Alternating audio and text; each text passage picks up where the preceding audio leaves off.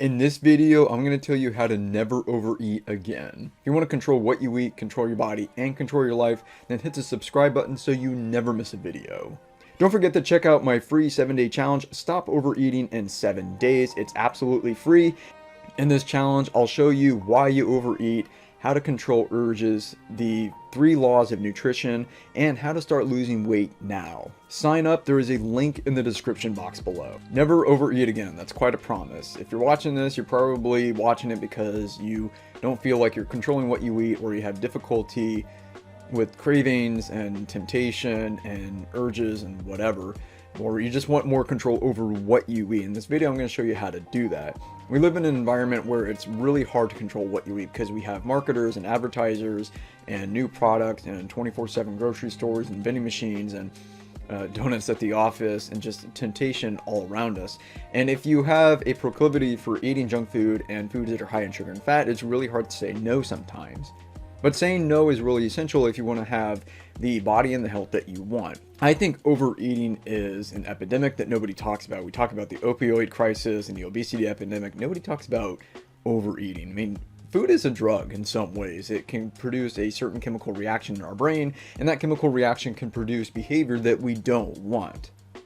So what we want is the ability to control our brain even when we have those urges and that temptation and the inclination to say yes when we should really say no. My first tip for you is when, where, and what. When are you overeating? What are you overeating? And where are you doing this? All 3 of these are important. When I asked this question to myself, I realized that I had a real problem at the end of the day when I came home, like 5 o'clock, 6 o'clock. That's when I was eating the majority of my calories. If I had stopped eating after 5 o'clock, I would have never had a problem, but it was after school or after work and I just wanted to relax and I had no other obligations and I didn't have to be anywhere. I didn't have anything, no structure. I was kind of on my own. In some ways, I was abusing my own freedom because I could do whatever I wanted and I chose to overeat, binge eat, whatever. I wasn't using that freedom in a really healthy way. And that's when I realized that I had a problem. After work, late in the afternoon, when willpower was lower, self-control was lower.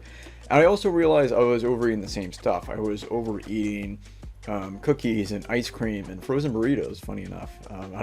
It was like multiple frozen burritos and then a ton of ice cream. That was like my fix. Or I would go to a restaurant, or I'd have, chips and guac or something like that. Whatever it was, whatever I was feeling. It was a lot of things, but there were some, I called these foods the usual suspects, the foods that you typically like to consume in large quantities. They're not that good if you consume them in smaller quantities, which is what I found out later. They're only good in large. And then I would usually do it in solitude. When you overeat or you binge eat or you engage in some kind of unhealthy behavior, you usually do it alone. You don't do it in the open because people are watching you and you don't want them to know that you had this problem. So it was at home, late at night, and it was cookies, ice cream, frozen burritos, and some other things too, but that's usually what it was. The next step is to ask why. Why are you doing this? What kind of feelings do you get when you do it? Usually people overeat and consume drugs because it feels good and it releases endorphins in the head, and that provides temporary relief. Then we feel guilty, and what do we do after we feel that guilt? We reach for more of what caused that guilt in the first place. More food, right? It seems totally illogical, and it is illogical. But you really need to ask yourself why you're doing it. Does it make you feel happy? Does it help you relax?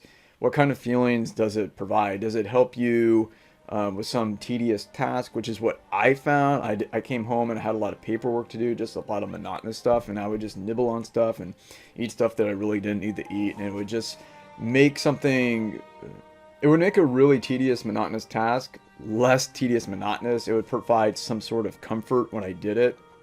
It was also a source of entertainment. I had no other source of entertainment. I didn't watch movies and really listen to music, never went out. And so instead I would just overeat and binge eat because that was my only option. And in this day and age, food has become another form of entertainment. That's why food manufacturers are always creating new stuff and new flavors and new labels and new names, and they've always got to come out with something new to keep you entertained. Food, it really isn't for nourishment anymore, it's really for entertainment. Just keep that in mind. So after you ask yourself what, when, and where, ask yourself why. My next tip for you is to analyze your diet. What are you eating? Are you eating anything that's healthy? Do you have any fruits and vegetables in there? Are you drinking a lot of soda? Or do you have a lot of liquid calories in there? What are you not getting in your diet? I'm not saying that if you have a nutrient deficiency that you're going to binge because you want those nutrients. Some physicians and health gurus have suggested this.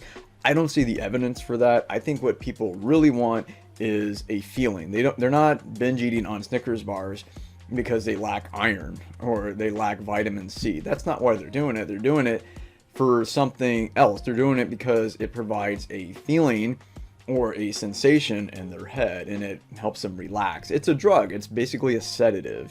But that doesn't mean you shouldn't analyze your diet. I'm not saying you should get some calculator and figure out how many minerals and nutrients you're getting, but you really want to look at it and ask yourself, is this a good diet? Is there any component of your diet that you would keep? Do you have any healthy eating habits? What are the unhealthy eating habits that you have? What are the good ones? And how can you start adding good ones? If you don't know what healthy eating habits are, then subscribe to this channel and you'll figure out really fast what they are. But I think most people have an intuitive sense of what's healthy and what's not. Most people would say that whole and processed foods are. That's great. Are you eating anything that's whole and unprocessed? Do you have any good habits at this point? Take inventory. To me, taking inventory is the first step before doing anything. My next tip is surfing the urge or urge surfing. I made a video about this. You should definitely go back and watch it. You can find it in the iCard above. Surfing the urge just means that you experience an urge or an unpleasant craving and you accept it for what it is. You understand that you can't do anything about it, you can't get rid of it, but what you can do is not act on that urge. So when you get the urge to overeat, to binge, whatever, you just accept it and say, okay, I'm feeling it, what does it want me to do? And then you don't do it. At first, it's really uncomfortable to do this because you want to do it and you've been doing it for so long. It's almost like a part of your life and you're thinking to myself, how am I going to live without this influx of fat and sugar? How am I going to cope without binging and overeating? What am I going to do? How am I going to entertain myself? You know, what's going to fill that void? And I understand that, and that's a huge problem with addiction recovery, is that a lot of addicts, whether it's food or methamphetamine or porn or whatever, they're thinking, what am I going to do? What am I going to fill with it? Well, that's a good question, and if you're not sure about that, then book a coaching call with me. But surfing the urge just means experiencing the urge and the craving and understanding that you have the final say, that there's a gatekeeper right here and you can say no. And it's really challenging to say no sometimes, I get it, but that's really the only way to get through recovery. But if you're having trouble saying no, then there is a link in the description box and you can book a free strategy call with me. My next tip for you is to focus on progress and not perfection. I've said this in multiple videos. This is so critical. Don't go for that overnight transformation, you know, that one day where everything changes. And it doesn't work that way. The brain doesn't like that. I know some people quit cold turkey, but most people quit cold turkey on the 15th attempt and they've been trying to quit and then they finally get it. They develop enough momentum. That's just my theory on that. But don't think that everything has to change in one day. This is why you need to take inventory. What can you change? Can you make one better decision today? Can you do something today that you didn't do yesterday? Can you make a little bit of progress? Now, you should aim for as much progress as you can, but don't think that you're going to be perfect tomorrow, because what happens is you're not perfect tomorrow and then you think all is lost and you say, what the hell, I'm just going to eat as much as I can and then tomorrow I'll get back on track. That's a really unhealthy way to approach change. You shouldn't approach it like that. What you should say is, I need to make a little bit of progress, and a little bit of progress is better than no progress at all. Quantify as best as you can how much you're eating. You know, think back to your last episode.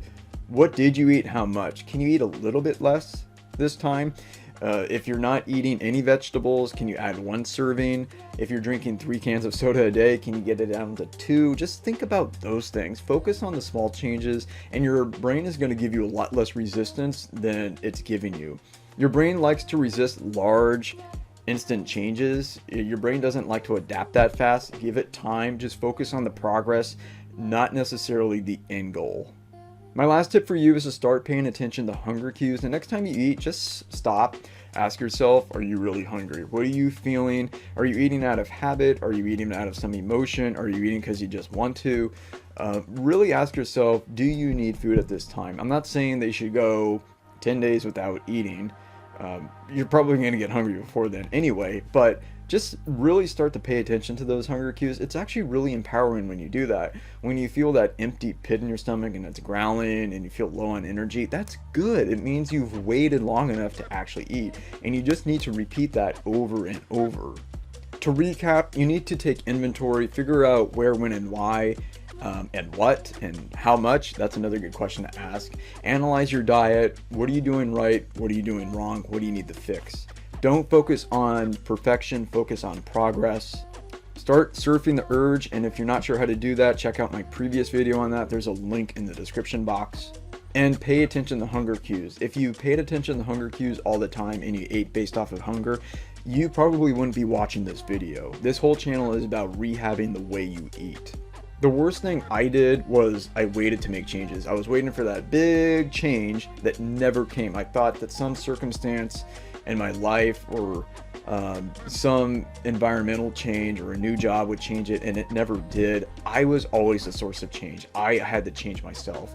And the problem is I was always expecting that big change, but when I just focused on making small changes, that's what led to big changes. And it was a lot faster than I thought, and I experienced a lot less resistance than what I expected. I hope you found this video educational and entertaining. If you want to watch more videos about eating right, controlling what you eat, and controlling your body, then check out some of my other videos. And I'll see you next time.